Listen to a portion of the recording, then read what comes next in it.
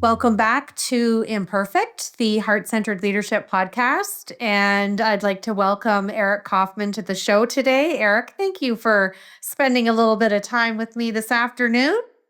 Wonderful. Looking forward to this conversation, Deborah. So I'm ready to dig into some leadership questions. Had a lot of fun doing my research into who you are as a person and a leader. So I'm going to jump right in if you're ready. Go for it. All right. So in doing my deep dive, I've come to the realization that wisdom and love and power seem to be at the core of your leadership philosophy. How do you balance these virtues, Eric, in moments of what I like to call high stake decision making? And is there room for imperfection in that? I love it. I love that you're on brand, Deborah. Very good. Is there room for imperfection? Let me start perhaps with the imperfection first and then get to the wisdom, love, and power, because I think that, the imperfection is it's the nature of our existence, right? I mean, who gets to be perfect? What is perfect? And I think that the pursuit of perfection can be exciting, right? The pursuit of perfection can be stimulating. It can be energizing. It can be motivating. It's just the pursuit of perfection, because the achievement of perfection is not really an option, right? So if we take it on face value, and I hadn't, it's not like, I'm not trying to sell your brand, but there's something really powerful about that statement, right? So the question becomes, how do we function within the inevitability of imperfection? How do we make decisions when decisions are going to be the best decision that we could make? And 6 months, a year later, 10 years later, we might look back and go, that was not the right decision. Those kind of imperfections, right, as they pertain to decisions. And so that's why, to me, this notion of, conscious leadership, right? How can we be a conscious being, a conscious woman, a conscious man, right? That's where wisdom, love, and power come into play. And that's where, what you're calling imperfection, I call sort of what I refer to as the number one barrier to executive effectiveness. I've come to call egomyopia. And the questions are next, girls. I will get it out. But I think that, for decision making, when you're making a decision, one of the features of poor decision making is that they're not terminal.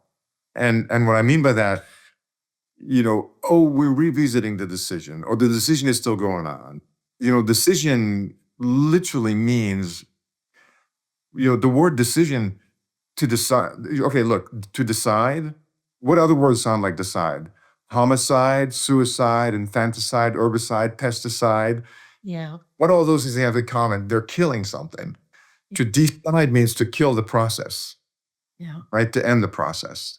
Yeah. And when we're making a decision, we have to arrive at some point where we say, this is the best ending that we can arrive at. And wisdom, right, is what I describe wisdom as seeing below the surface and beyond the obvious, right? So if I brought wisdom to the process, that means I'm not in denial. I'm not, ignorant of the facts. I'm seeing below the surface. In other words, I've deconstructed things. I have insight. And beyond the obvious, I see the impact of things long-term, right? The consequences. That's the wisdom side of decision, right?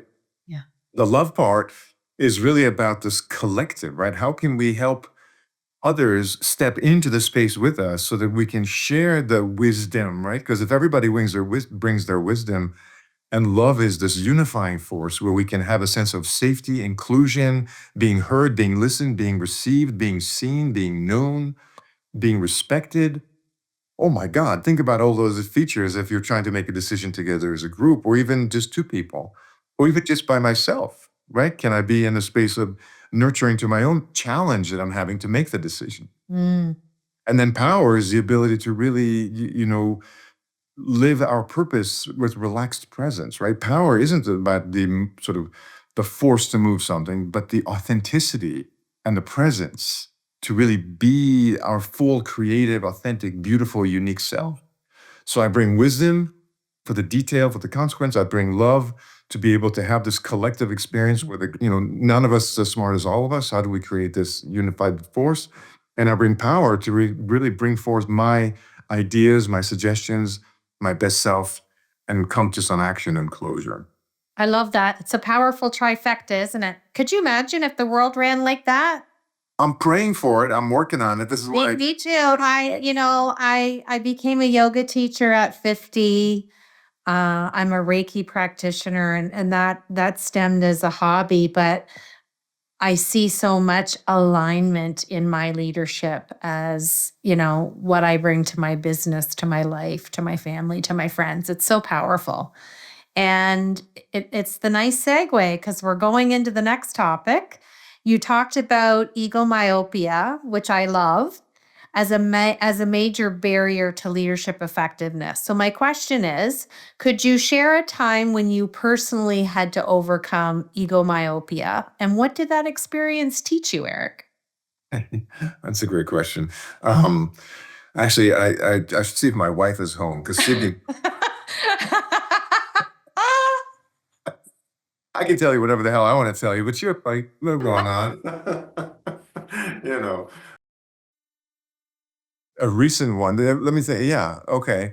So let me frame this because you and I might know what egomyopia Yes. is. Right? This is a made-up term that I've identified. So it's, I think on face value it means something, right? Ego. Absolutely. Myopia, right? And so essentially what I mean by egomyopia is not being able to see and manage our ego, right? And sort of the essential kind of ingredients of that egomyopia are these three components, because I happen to love things in threes, although I only have two kids. Maybe it's not too late. But anyway, it's way too late. But I think of egomyopia, and I've seen it around at plays as the need to be right, Yeah. the need to be liked, Yeah. and the need to have might, That's powerful. right? So we're driven by these ego drives, and there's nothing imperfect about it. This is the human design, Yeah. Yeah. right? It's not like I'm wrong or bad because I have the need to be right. The need to be right is this human urge to be perceived as smart, competent, right? Knowledgeable. If I can't get my need to be right, then I feel stupid or humiliated, right? Nobody wants to feel humiliated, right? The need to be liked is this desire to be included, connected, be perceived as be seen, Yeah. known, right? And be loved. Yeah. If we can't have our need to be liked met, then this anxiety about rejection and abandonment and being in the out group really percolates in our system. Absolutely. And the need to have might is this, very elemental sense of control. I want some autonomy. I want some agency. I want control. I want it my way. And this is, Yeah. Yeah. you know, I love that. There's you do got the power of three going on. We've got a double trifecta going on here. I love it. Okay, here's I my haven't got, but I'm not trying to weasel my way out. no, I like it. I love it. Oh, And actually, I don't know where your questions are going, so I don't want to, get ahead of it. But quite frankly, in my construction and the way I coach and the way I do the sort of executive development programs that we do with individuals and with teams, and now we can measure the need to be right, the need to be liked, the need to have might. And the journey is a journey of maturation, right? So the need to be right, when it's mature, becomes wisdom. yes. The need to be liked when it's mature becomes love, and the need to have might when it's mature becomes power. Mm-hmm. And so if I can operate from wisdom, love, and power rather than need to be right, liked, and have might, then I'm moving from egomyopia over here to being a conscious being, a conscious leader over here. I love that. The yoga teacher in me loves that. So segueing in, we're on a roll here. It's with you've got decades of experience of kind of Zen practice shaping with your leadership approach. So how do mindfulness and meditation impact your ability to lead and coach others? Me personally? Yeah. Yeah. And I'm aware I didn't ask you a question about where my egomyopia is in a way too. So I'm fully open to still putting that on. Absolutely. Absolutely. Okay. You know, my main medicine is meditation. I started meditating when I was 19. I'm 58, so it's a long time. I meditated this morning because that's what I do. It's my medicine. It's my spiritual practice. It's my Yeah. personal development practice. Meditation is the place where I discovered wisdom, love, and power. You know, because and meditation itself, in the realm of meditation, you have essentially wisdom-based meditations that are insight meditations about cultivating an understanding of life and the world and ourselves and our dynamics, right? And then there are loving kindness meditations, which really are about cultivating the heart. And then the Hatha meditations, which really is about cultivating our power and our innate vitality. And so I came about this wisdom, love, and power as a construction out of both sort of studying psychology, but also 40 years of spiritual practice. Yeah. And I would say that, and I put on meditation retreats twice a year in San Diego for executives, mostly for my clients attend. And I am 100% convinced from evidence, not from, sort of hearsay. And I'm not talking about the evidence in Johns Hopkins University. I'm talking about the evidence of my life and my clients and the people that I've worked with for 25 years. The capacity to be in a meditative practice, right? Cultivating a meditative practice is cultivating these exact virtues I'm describing, right? Because when I meditate, what I recognize is the fluidity and the mercurial nature of my mind. And I can, through meditation, find a way to penetrate into something that's more essential. What is more essential is a wisdom that surpasses just, transactional or momentary knowledge or excitement. Wisdom is something deep. Meditation brings us directly into wisdom. Meditation, to me, to meditate in an ongoing way requires that I was just writing about this the other day. Why do people quit meditating? There's a lot of reasons they quit meditating. It's hard, it's weird, da da da da. One of the great reasons people stop meditating is because they sit down to meditate and they do what they do all day long with themselves, with their clients, with their direct reports, with their teams. The inner critic comes online. Yeah. And they start berating themselves. So now I'm sitting there meditating, going, I'm doing this wrong. I'm such a fool. I can't believe I haven't gotten this right. This is too hard. What am I doing? Who am I to think I can meditate? Why would you return to the scene of the beating? People quit meditating because they sit down and they berate themselves. And they don't, they go into a meeting and they berate the people. They critique and criticize people. Meditation works when we cultivate a certain sense of self-compassion, of self-acceptance. Now, as a coach, as a leader, as a human being, as a father, as a husband, as a wife, as a mother, as whatever, we enter into an engagement with another person from this meditative practice of shining kindness and gentleness into ourselves so we can be intentional and strong and disciplined. That changes the game, right? And so the meditation practice cultivates wisdom, it cultivates love, and it cultivates power, my ability to really show up for myself in devotion to my life. Now I can bring that as a coach, I can bring that as a leader and support others to show up in devotion to their lives in their professional context. What it does to the relationship is profound. Oh, absolutely. I've been meditating for a long time myself, not 40 years like you. I'm going to say on and off for 25 and consistent for the last 8 for sure. Um, did you want to let us know what your myopia? Sure, sure, good on you. Thank you.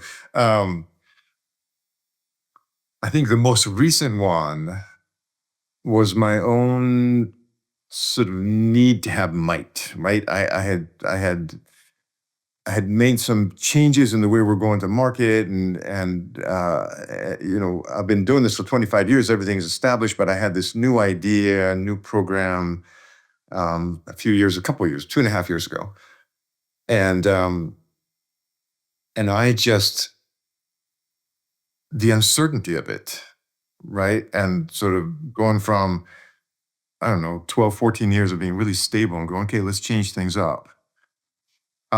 Just really awakened my own need to have might, to have some control. right? And in particular, the need to have might, that control manifests in the three ways that I see it manifesting over and over in leaders. I see it manifesting as anxiousness, as people pleasing, and as blaming. Yeah. Right? I mean, those are sort of that's the leaks to our power, right? Yeah, Anxiousness is, absolutely. Yeah. you can see anxiousness literally, you're fatigued, right? You're losing power. Yeah. People think you're giving away your power. Yeah. And blaming is you're claiming something else has the power. Yeah. And so these are leaks to our powers. And I found myself in this kind of anxious state, right? So I was anxious because, I couldn't control the circumstance the way I wanted to, and I was feeling vulnerable. So I was anxious, one. Two, I was behaving in a way that were people pleasing because I didn't want to, I felt out of control, and I was like, okay, well, let's do it your way and let's do it this way because that makes sense. And I didn't go to blaming, so I didn't go that far, but I was caught there for a while in this sort of cycle of anxiousness and people pleasing, and my power was just sort of leaking. My egomyopia was on deck, and the corollary, sort of how I address, the corollary to anxiousness is presence, and the corollary to people pleasing is authenticity. And so I engage in my own practices to come back to like real presence, Yeah. acknowledging my lack of control and also being present with the sort of reality as it is, and taking on the people pleasing with really authentically expressing what I needed and wanted, even though I knew it would upset people and would put me in peril potentially. You follow the cycle, right? So Yeah. It took is some cycle. it took some practice to Get off the treadmill. I get it. I understand it. You've just kind of answered my last question. So I'm gonna just kind of frame it just so you can kind of drop one more nugget here.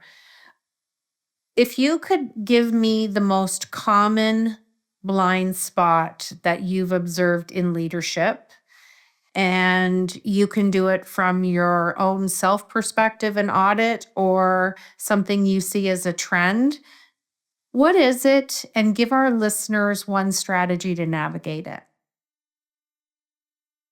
um the most common, I struggle with those the most, but a common, I'm gonna have to reframe that because it's like favorite movie. I don't know, I've seen like four of them. um Um, I'll tell you a blind spot that surprises the hell out of people, especially executives and folks in senior roles. And it surprised the hell out of me when I found it lurking in my own, in my own psyche. And I referred to it a moment ago. It's people pleasing. Oh, yeah, big time. It's people pleasing, and it is. With the cousin of, I hope they like me or making a hard decision. And assertive leadership really needs that strong foundation of conscious leadership because I always say hard things can be said in a heart centered way. And it's possible, but it has to be practiced and you have to work on that inner leader, right? That's a good one. And you can see how that the third and fourth question kind of dovetailed there, but it when you peel those layers and that I'm going to call it a trait, and then it's witnessed as a blind spot, especially if someone else can sit in the observer's chair and kind of shine the light. It's a big one. Okay. It's a big one. And it's pervasive. Folks think that they're immune to it. Folks think that because they're in an executive role, they're immune to it. But um, in working with leaders and execs and helping them peel it back and see the evidence of people pleasing, the way that you said yes instead of no, or the way that you modified your opinion because the group wanted to go one way and you thought you should go a different way, or the way that you sort of stalled on really pushing for the strategic focus because you wanted everyone to still be aligned, but really what you want them is to like you, or the way that you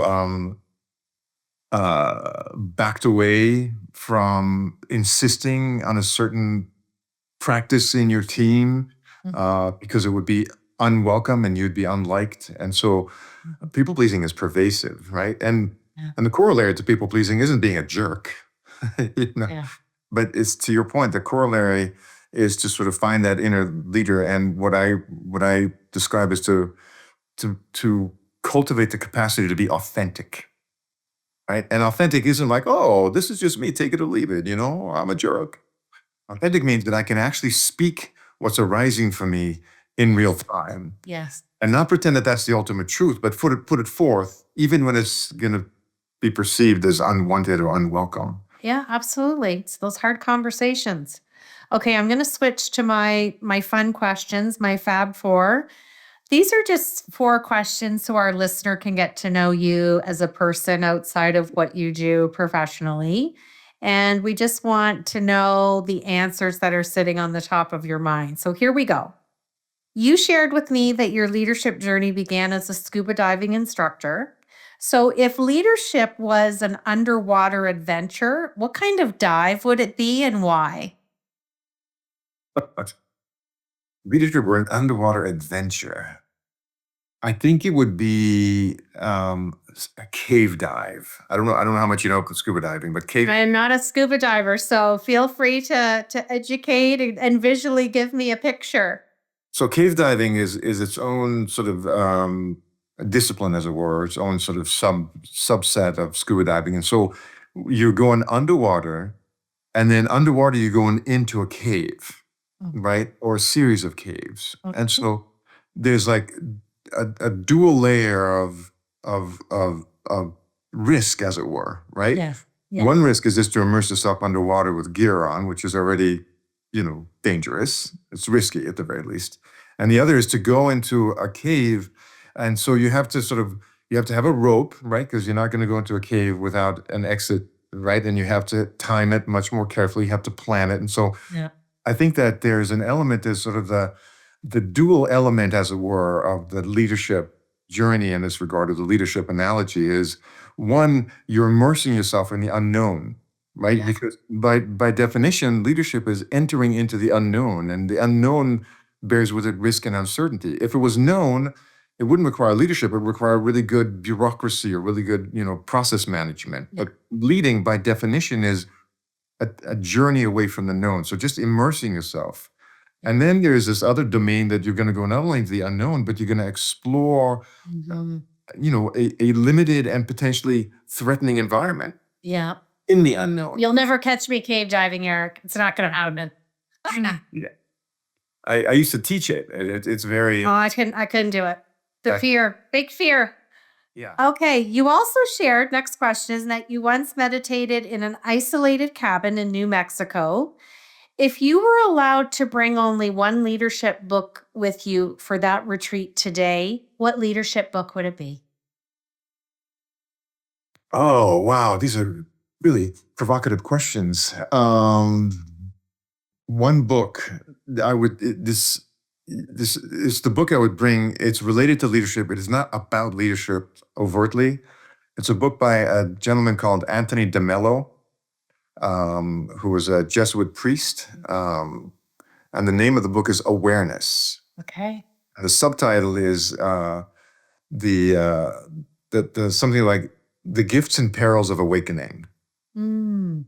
And I think from a leadership perspective, the cultivation of self-awareness in this particular case, in this particular book, is fundamental to the whole conversation we're having.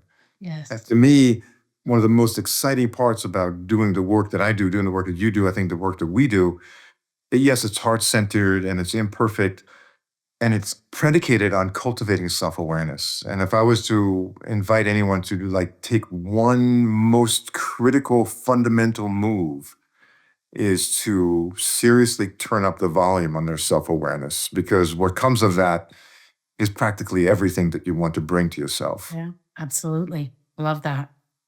Okay, I'm granting you a wish. This is our next question.